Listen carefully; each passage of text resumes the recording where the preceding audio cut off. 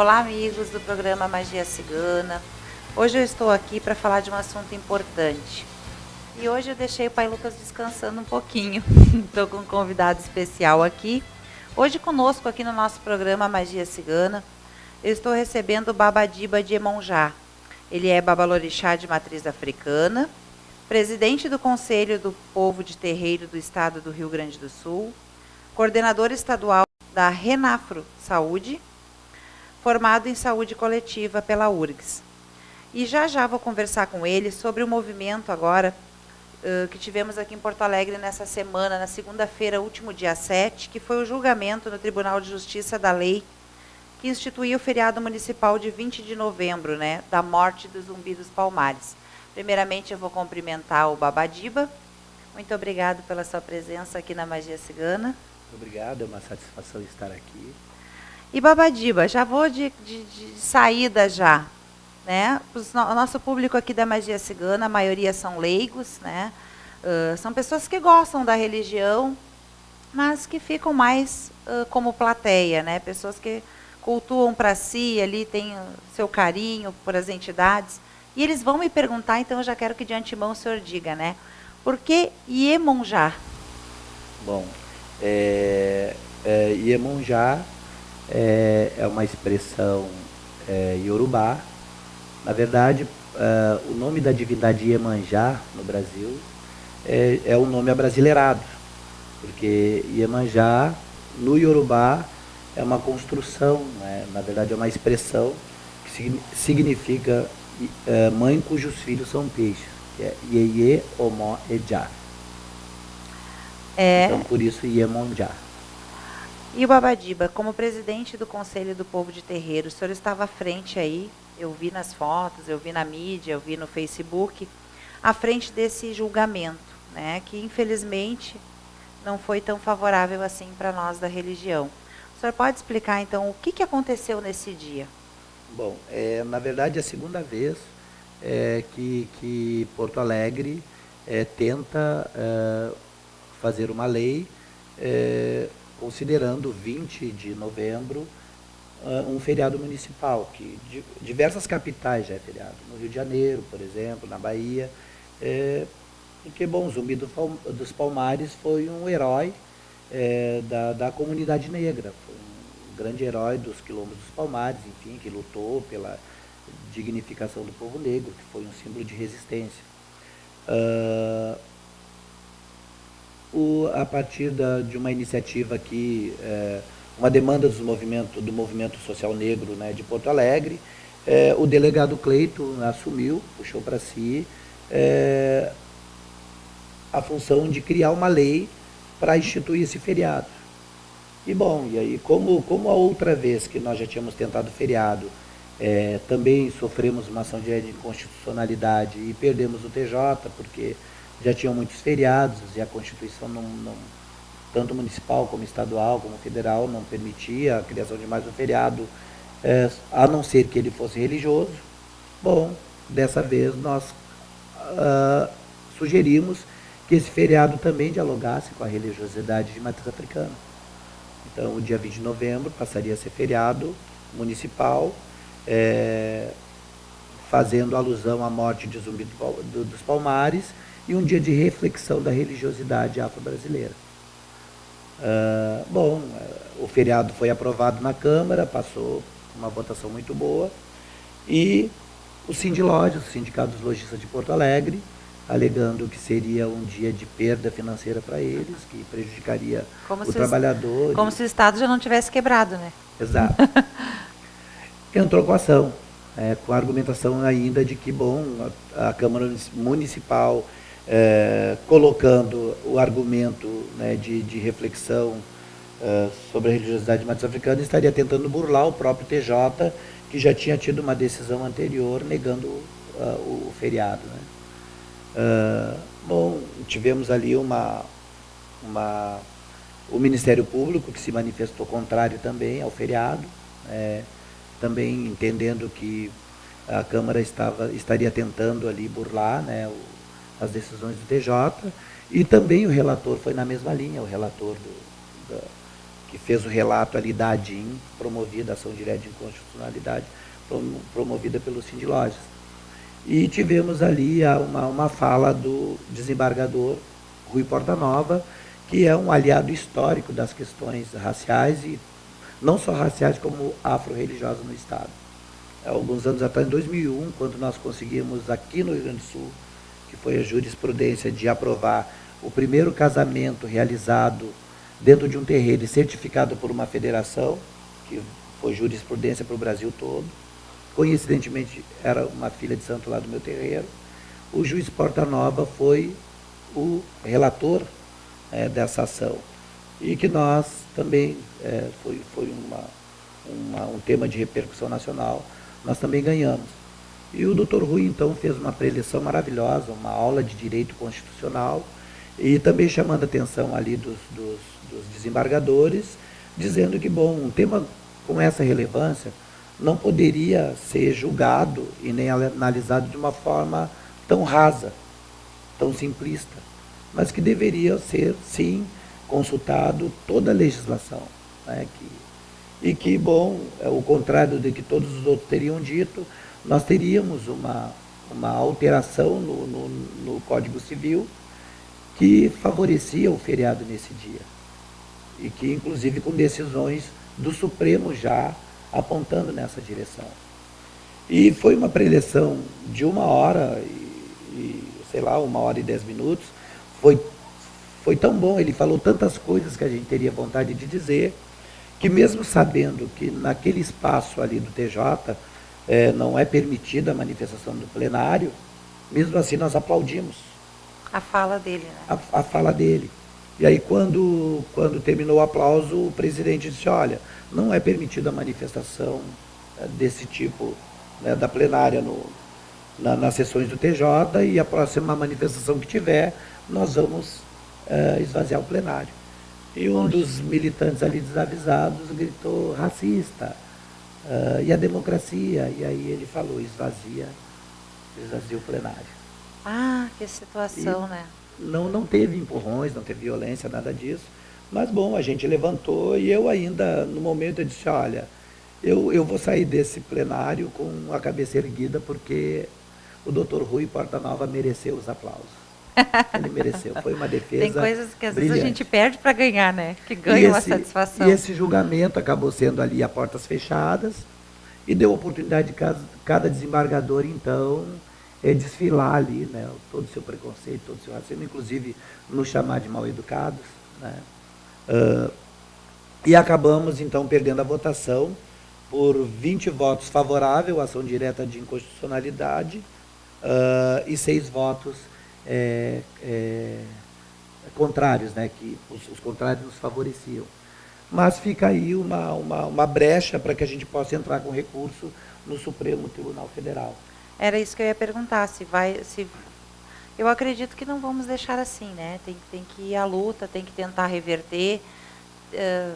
Claro que leis são leis, mas às vezes a gente tem que ter o bom senso. Acho que faltou foi talvez o bom senso de entender que a pessoa só se manifestou, né? Só teve botou para fora alguma coisa, não foi uma ofensa, foi uma maneira de se expressar, às vezes até de como é que eu vou dizer, de querer chamar a atenção ou de elogiar, né? E também, assim, eu acho que a gente pode fazer uma leitura, assim, do presidente do TJ, que também, bom, o posicionamento do Dr. Rui foi tão contrário ao geral ali, que isso incomodou ele. Ele não poderia descontar no desembargador, então foi uma forma também de descontar ali na plenária, né?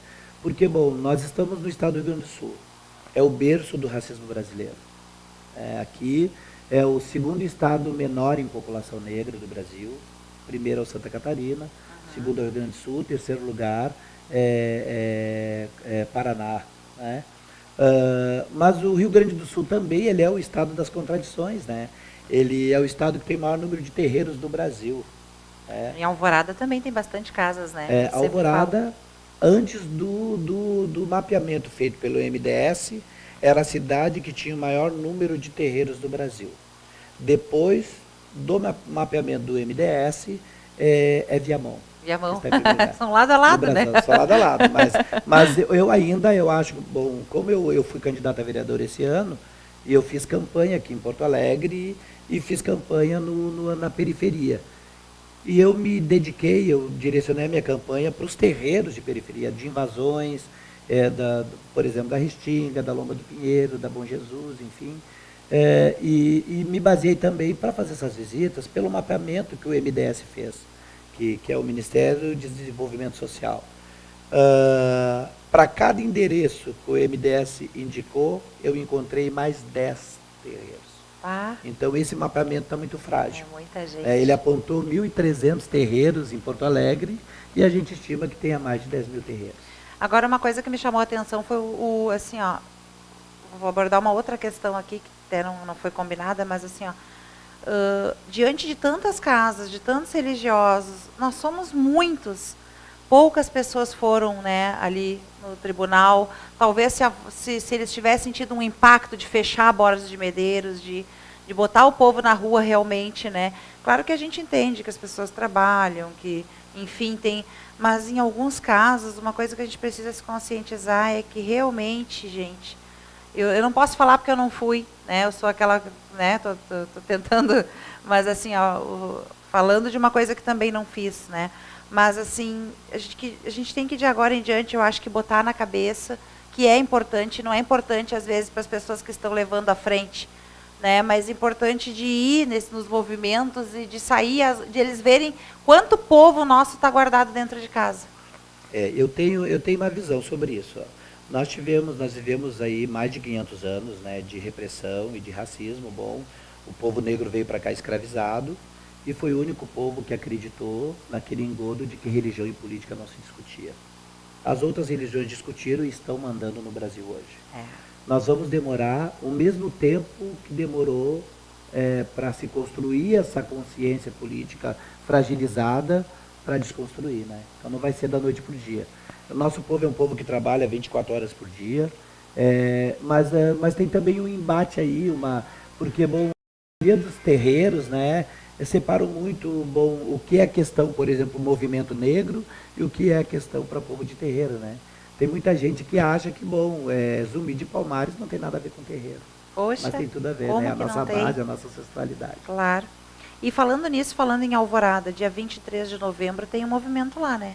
Dia 23 de novembro, nós, como eu sou presidente do Conselho do Povo de Terreiro do Estado do Rio Grande do Sul, o Conselho do Povo de Terreiro é um conselho de direitos sociais, é um conselho, é uma instituição pública, né, que tem a chancela do Estado, foi criado por um decreto do governador Tarcísio Genro na época, a partir de uma demanda do movimento do povo de terreiro.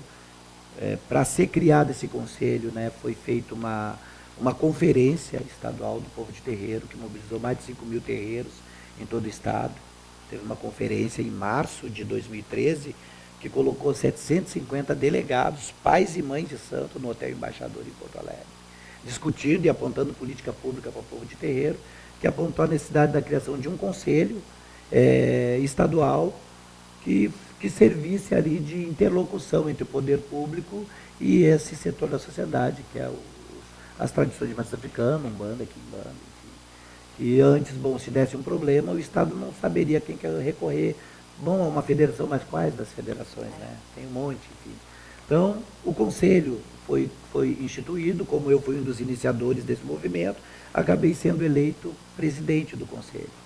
E uma das ações do conselho, que está com 1 ano e meio de gestão, mais ou menos, foi selar essa parceria com a ouvidoria da Defensoria Pública do Estado, pela simples razão de que, é uma crescente os casos de intolerância religiosa no Brasil todo, e no Rio Grande do Sul não é diferente, de ataques por outras religiões e também pela sociedade civil que não compreende as nossas práticas, inclusive de agressão física, né? Eu mesmo fui pego pelo colarinho, quando saía do Palácio do Governador, por uma senhora que me puxou pelo colarinho e disse: Jesus me tirou dessa e vai lhe tirar também.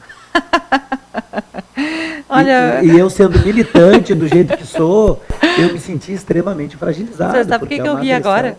Porque eu fiquei 2 anos na igreja evangélica e eles adoram testemunho, né? Eu sou o contrário. Nesses 2 anos eu perdi tudo. Porque eles vão para a igreja, eles ganham tudo, né? Quando eu fui para eu já diria para ela, minha amiga, mas então, Quando eu fui para lá, eu perdi tudo. Foram... E Alvorada tem tido muitos casos de intolerância, inclusive de agressão, né, de pai e mãe de santo.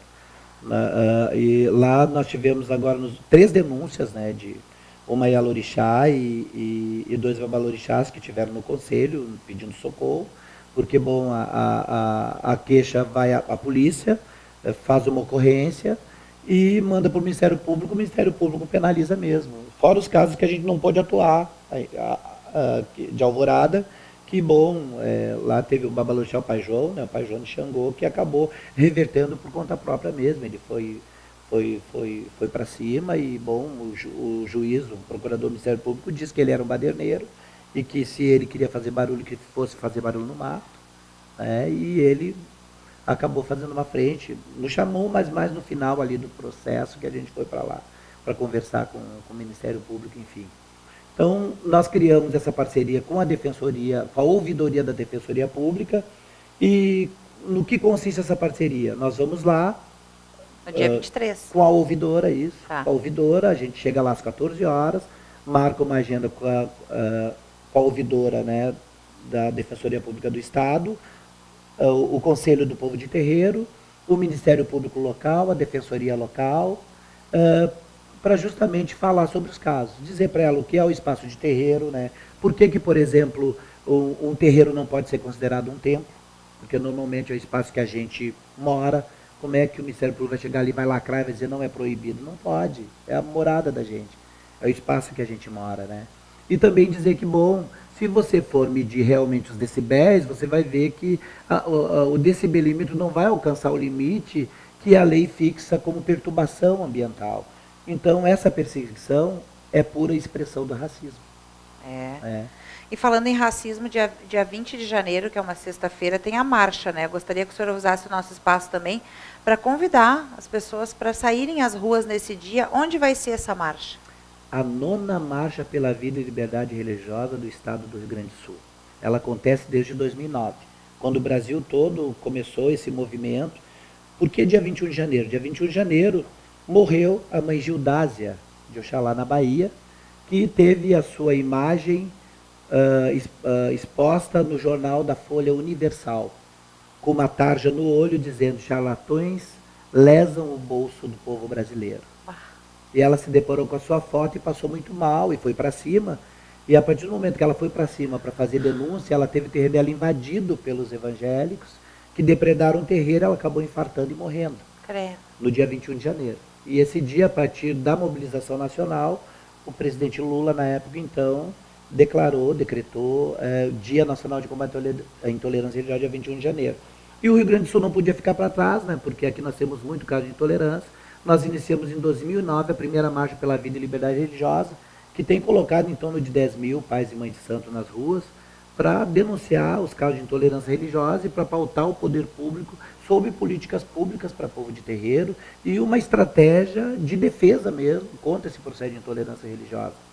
Então, esse ano vai ser dia 20, porque dia 21 cai sábado. E aí, bom, no sábado uma marcha não para o trânsito, né? Não pauta ninguém. A marcha ela sai às 18 horas do Largo Glênio Pérez, ali da Borges de Medeiros, né? Ela desce a Borges de Medeiros até a Perimetral, ela pega a Perimetral e acaba ali na usina do gasômetro. Ali na usina do gasômetro a gente entrega um presente com um barco para os orixás das águas. Então, nesse dia, vem todas as pessoas que sofreram intolerância religiosa, enfim, para fazer seus relatos. A gente convida o poder público, né? A gente pauta ali também a Brigada Militar, que é importante a gente sensibilizar, porque, bom, quem é que recebe os chamados? É a Brigada Militar. Bom, quando souber que é um terreiro, né, que chegue devagar. E dizer também para os pais e mães de santo que recebam a notificação, mas que a polícia ela só pode entrar no terreiro se ela tiver mandato. Se ela não tiver, ela notifica, o rito continua, o batuque, ou a sessão, o saravá continuam, e aí depois o pai ou a mãe de santo vai ser chamado lá no Ministério Público para prestar o seu depoimento. Mas isso que não podem parar, nem recolher tambor, nada disso, nem levar ninguém preso. Mas isso é importante o senhor salientar aqui, porque isso já foi assunto e já foi uma dúvida minha. Nunca tive problema com o vizinho, né, graças aí aos nossos guias, mas muita gente tem. E um dia até questionei aí com o Lucas também, falando, né? Que eles vêm, mandam parar. Então, assim, ó, eles podem vir notificar, mas não pode entrar. Não pode Gostaria que o entrar, senhor não pode repetisse. recolher, não podem entrar, não podem recolher tambor, não podem prender ninguém. Né? Podem... Foi uma denúncia de barulho e tal. Eles entendem como perturbação da ordem pública. Né? Eles podem notificar. E se, por um acaso, algum pai ou mãe de santo for chamado, ou cacique de umbanda, ou enfim, no Ministério Público, não assine nada sem a presença de um advogado. E importante procurar o nosso Conselho do Povo de Terreiro, por conta dessa parceria que a gente tem com a ouvidoria. Nós estamos criando um dossiê e também vamos criar uma cartilha de orientação para esses casos, não orientação só do pai de santo como agia ou da mãe de santo, mas também de como o judiciário deve fazer essa leitura, porque eles têm dado despachos e de decisões muito equivocadas, nos tratando como boate ou mesmo como bardeneiros. E, na verdade, é a nossa expressão, né, religiosa, e que a gente tem direito, um direito constitucional que é inviolável também. Isso é bem interessante salientar, porque assim, ó, como eu friso novamente, né, com certeza, a partir agora da presença do Babadiba aqui conosco, todos os assuntos que forem pertinentes à religião, a magia cigana vai abrir espaço. Ele foi o nosso primeiro convidado. Pode ter muitos, desde que seja um assunto geral. Nosso primeiro convidado. Né? Uma demonstração da magia cigana, de que estamos abrindo as portas, abrindo o espaço, transformando o programa Magia Cigana também num espaço democrático. E que as pessoas podem se sentir à vontade, né, se não através de mim, do pai Lucas, através dele também, que é o presidente, né, do Povo de Terreiro, que é um espaço para falar de assunto geral, de algo assim, ó, legal, que seja assim para esclarecer, para trazer uma transparência para a população. Né? Eu estou cedendo esse espaço aqui no programa, porque eu acho interessante. Olha, era uma dúvida que eu já tive, porque eu também não escondo, a gente tem casa aberta aqui na cidade, era na Cidade Baixa, agora é na Zenha, apenas há 5 anos. Então, assim, ó, a gente também começou, a gente também iniciou, como muitos estão começando, muitos estão iniciando. Nossa religião é feita de pessoas humildes, de pessoas que às vezes falta o recurso, falta a informação. Né? Então, que bom a gente poder usar a TV, né, esse espaço gratuito, para colocar para as pessoas os seus direitos. Né? Então, dia 20 de janeiro é um dia que o pessoal está convidado para essa marcha, né, Babadiba? Isso, dia 20 de janeiro, a concentração é às 16 horas, ali no Largo Glênio Pérez. Esse ano a gente vai tentar conseguir alguma parceria com alguma escola de samba para mobilizar o povo ali. E depois a gente sai encaminhada até a usina do gasômetro. Agora, é bom alertar, gente, normalmente a marcha é 40 graus de calor nesse dia 20 de janeiro. É um calorão. A gente frita o cérebro. Então, assim, ó, pessoal, como vai faltar assunto, né, para ainda tem mais coisas a serem faladas, eu vou convidar o Babadiba para a gente fazer um segundo programa, né?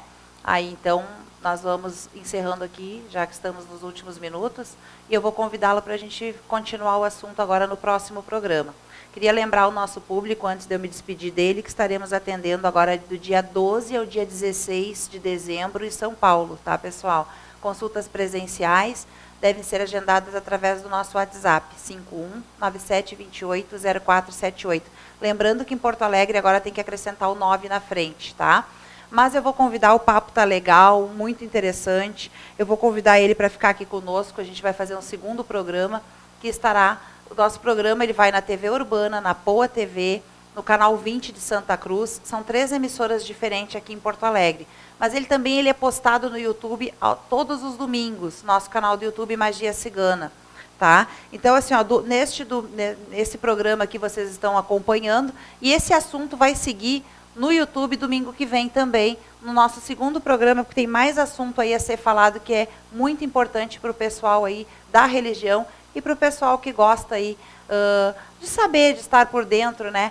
Um comentário rápido, Babadiba, assim, ó, todo esse preconceito, todo esse racismo religioso, mas o senhor também não só como presidente, mas o senhor também é babalorixá, Nós temos muitos clientes que buscam a nossa ajuda e quando nos vê na rua, nos viram a cara, né? Quando nos vê, o senhor deve ter passado já por essa situação, né? Então, que sirva também de reflexão para essas pessoas que ficam, às vezes, com esse racismo contra nós, mas que se deparam com a gente naquela situação lá, como o senhor deve enfrentar muitas vezes, né? Atende muito advogado, muito juiz, mas daí na hora de, vamos ver, a religião é ruim, né? É ruim. Na hora de botar a sua verdade. E parabéns a esse desembargador aí que apoia tanto a religião.